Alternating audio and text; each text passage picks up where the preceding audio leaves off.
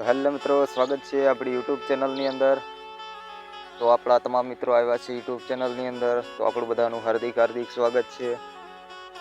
તો મિત્રો, આજે આપણા વિડીયોની અંદર આપણે વાત કરવાના છે। આજનો આપણો જે ટોપિક છે કે દ્વારકા નગરીનું નિર્માણ કેવી રીતે થયું અને દ્વારકા નગરી શા માટે ડૂબી દરિયામાં। તો આનું શું રહસ્ય સંપૂર્ણપણે જે આખી કથા છે આપણે વિડીયોની અંદર જાણવાના છે।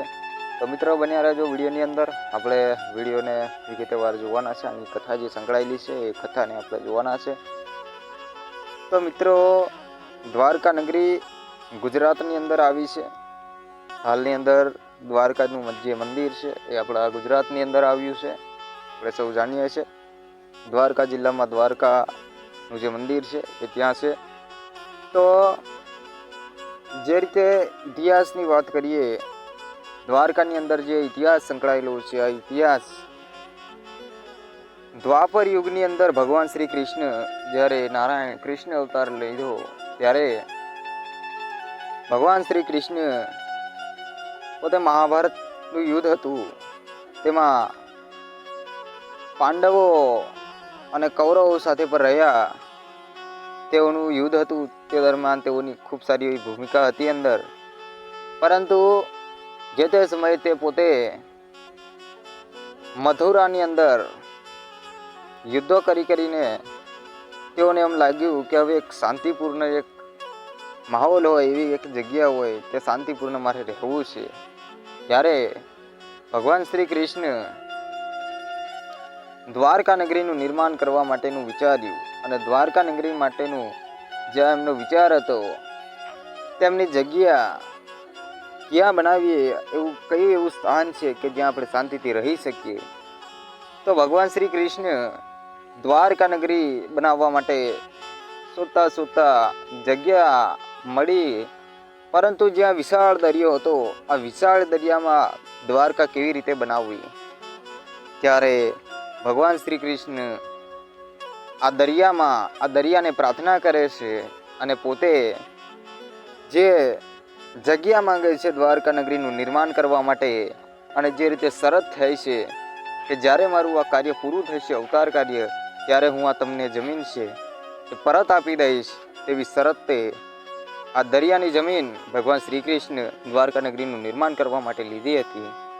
ત્યારે મિત્રો, આ દરિયો છે આની મંજૂરી આપે છે ભગવાન શ્રી કૃષ્ણને, અને ભગવાન શ્રી કૃષ્ણ વિશ્વકર્માને કહે છે કે શરૂઆત કરો આપણી દ્વારકા નગરીનું નિર્માણ કરવાની। અને દ્વારકા નગરીનું નિર્માણ કરતા એક ભવ્ય વિશાળ એવો મહેલ તૈયાર કરવામાં આવ્યો, અને આખી નગરી જે છે એ સોનાની દ્વારિકા નગરી, આ દ્વારિકા નગરી એટલે દ્વારિકા નગરીનો રાજા દ્વારકાધીશ ભગવાન શ્રી કૃષ્ણ, અને દ્વારિકા નગરીનું આ રીતે નિર્માણ થયું।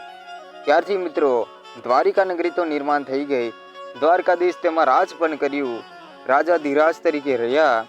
ત્યાં તેઓના ભાઈ બલરામ જે હતા તેઓ પર રહ્યા, પોતે બંને ભાઈઓએ ખૂબ લીલા કરી આ દ્વારકા નગરીની અંદર।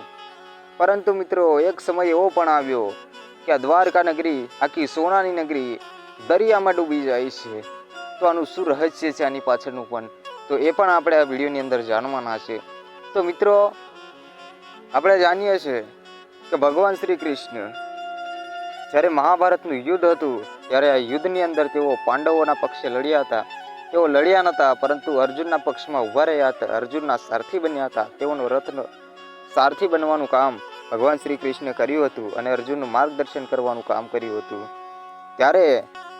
જ્યારે મહાભારતના યુદ્ધની અંદર પાંડવો અને કૌરવોનું યુદ્ધ થયું, તેમાં જે ગાંધારી હોય છે ધૃતરાષ્ટ્રની પત્ની અને રાજા ધૃતરાષ્ટ્ર, આ બંનેના 100 પુત્રો મારી ગયા છે, અને મરી ગયા એટલે આ ગાંધારીએ ભગવાન શ્રી કૃષ્ણને શ્રાપ આપ્યો હતો કે જે રીતે મારા 100 પુત્ર મર્યા છે, એ જ રીતે તમારા આખા યદુકુળ છે એ અંદરો અંદર લડી મરશે, અને એ જ રીતે તમારો આખી દ્વારકા નગરીનો નાશ પામશે, આમ તેઓને શ્રાપ આપ્યો હતો। અને બીજું કારણ કે આપણે આગળ જોયું તેમ કે જે રીતે દરિયા સાથે જે શરત મૂકવામાં આવી હતી સમુદ્ર સાથે, એ ભગવાન શ્રી કૃષ્ણએ પણ પાડી હતી। આ બે જે કારણો મુખ્ય હતા, તેના જ કારણે આ સોનાની નગરી દ્વારિકા દરિયામાં ડૂબવાનું આ બે કારણો હોઈ શકે તેવું આપણે કહી શકીએ સ્પષ્ટપણે. કારણ કે જે તે સમયે દ્વારિકા નગરીનું નિર્માણ થયું ત્યારે ભગવાન શ્રી કૃષ્ણ પર શરત મૂકવામાં આવી હતી કે આ કાર્ય પૂરું થાય એટલે આ જમીન પરત આપણે સમુદ્રને આપવી પડશે. અને બીજું કારણ આપણે જોઈએ એમ ગાંધારીનો શ્રાપ હતો કે જે રીતે